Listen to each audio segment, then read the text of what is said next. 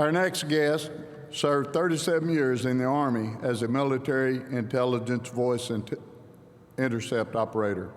She is a registered nurse with 2 master's and 2 bachelor's degrees.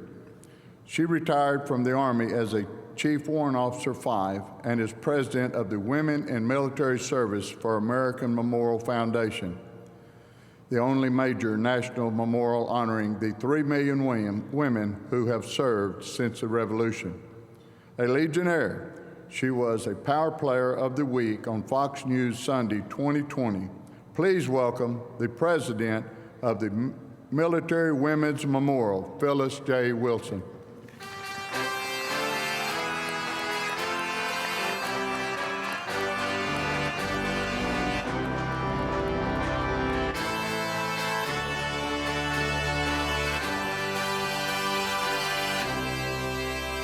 Good morning, everyone. How are you? Awesome. Well, I am so honored as a fellow Legionnaire to stand in front of you today to tell you a little bit about the Military Women's Memorial. And I can tell you over the last couple of days that I've been here at the convention, there are people that know about it, and as soon as they realize where I work, they have to tell me they're a charter member. They were there the day the doors opened. And there are others that say, when are you building it? When will it happen? Well, we're about to celebrate our 25th anniversary. I'd like to start with just a short video that gives you a feel, a taste of what it was like almost 25 years ago when we opened our doors. Women and men came from across the country. Nearly 40,000 were there. And please listen closely near the beginning. We had 2 women that were alive in 1997, over 100 years of age, from World War I. One of them spoke, and she said, when I served in the Navy, women... Let's play the video.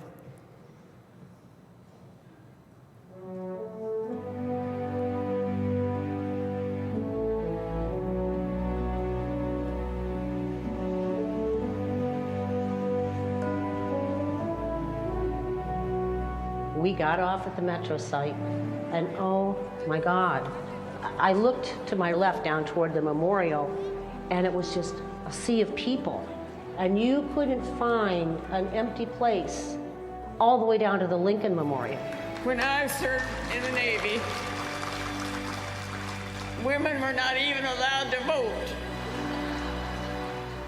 There were tens upon tens of thousands of people there, all helping to give recognition to the immensity of what this memorial was and will be. We are here today at Arlington Cemetery before this beautiful memorial on sacred ground to honor and pay tribute to the generations of American women who have served and are serving in our nation's armed forces. It was so powerful, and there was nothing else to do but cry. Thank you. America knows what you do and what you have done. Maybe it hasn't always been recognized in the past, but today we proclaim loudly and clearly, we recognize it, we're grateful for it, we say God bless you, and we will always thank you for helping to make our country what it is. Well, I was sitting on the dais, and one of the things I had planned was for the military to bring the flags of the states and territories down that aisle. I have talked to some of the people who were carrying those flags, and they said it was one of the most unforgettable moments of their life because people were reaching out and touching those flags. It meant so much to them. I am Captain Linda Bray. I stand for the women who served in Grenada, Panama, and the Gulf War. It was overwhelming. It was a feeling of pride. It was a feeling of camaraderie to see so many women in one place. And to have them still wearing their hats or maybe their ribbons on their suit. Because one of the things I'd encourage them to do was, if you can't wear your uniform, wear whatever part of it fits. So some of them had on their hat, and that's all they had, but they came. Shortly, the doors of your memorial will be open. Let's go down and cut the ribbon.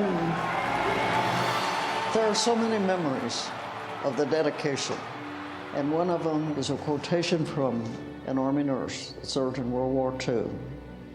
And to me, it epitomizes what this memorial is about. When she wrote, "Let the generations know that women in uniform also guaranteed our freedom, that our resolve was just as great as the brave men who stood among us. And with victory, our tears fell just as hard."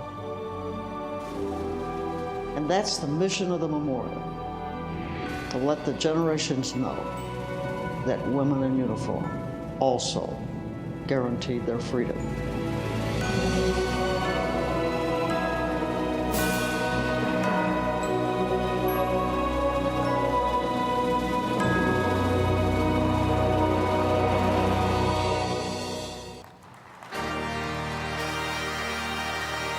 So, as you can see, I have an amazing job.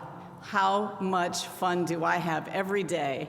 And I was doing great, but I was watching some of the ladies here in the front row getting a little choked up at seeing this story. But it's a happy choked up. It's getting the recognition that many times we don't. And let me tell you quickly, I was not going to apply to become the president of the memorial and the foundation because I was a soldier, and I didn't feel like I needed a place for women only, but I was wrong. Just before I applied, I parked in a veteran parking spot outside of a grocery store, and a gentleman said to me, "Excuse me, that's veteran parking." I know. I served. So we had a conversation, and it crossed my mind that had I been a man, served in the military or not, and parked in that veteran space, that gentleman likely would have not said anything to me. And it made me realize that America still does not quite get. There are 3 million women that have defended this nation since the Revolutionary War till today. And we get to tell their stories individually and collectively. So every one of you that knows a woman in the military, yourself, a family member, a friend, we have a national database which has 303,000 incredible stories in there.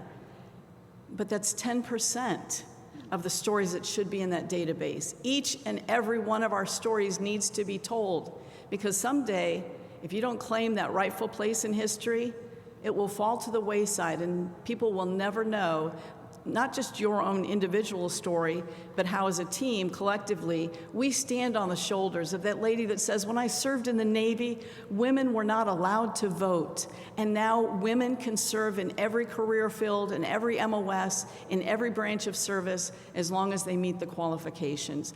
In 100 years, that's what's happened. But when researchers go in to find the stories, we have to tell the more current, contemporary stories, as well as those that are so richly told from World War I and II. But from the Gulf War till today, people will say, "I just this," or "I didn't do anything that special." Yes, you did. You raised your hand. That's enough.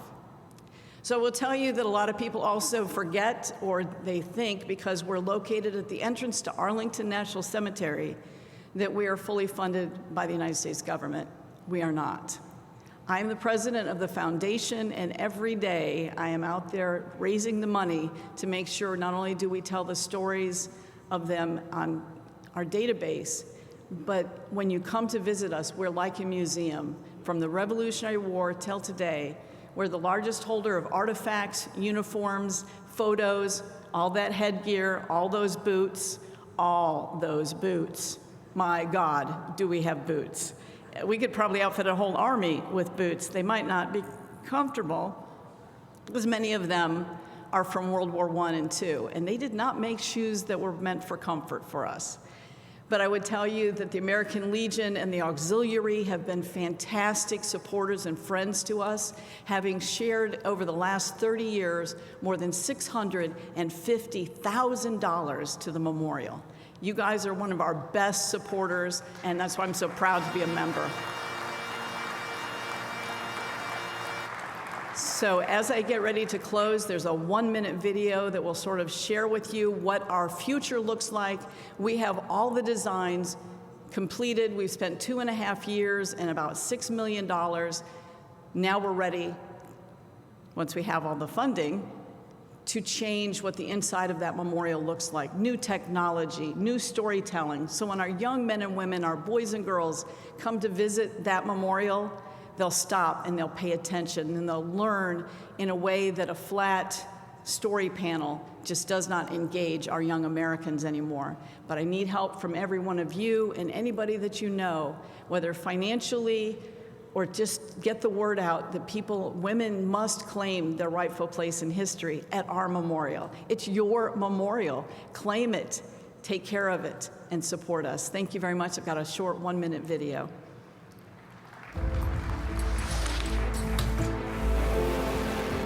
From America's beginning, women have answered the call to serve. Our stories of triumph and sacrifice are vital to our country's history. We serve in every branch of the military, at every level, as warriors, innovators, and leaders. The Military Women's Memorial is the only national memorial dedicated to the lives of American servicewomen. For more than 20 years, our world-class education center has brought the nation together to honor their courage, determination, and love of country. The Military Women's Memorial will bring these stories to life for a new generation. Help us honor her service.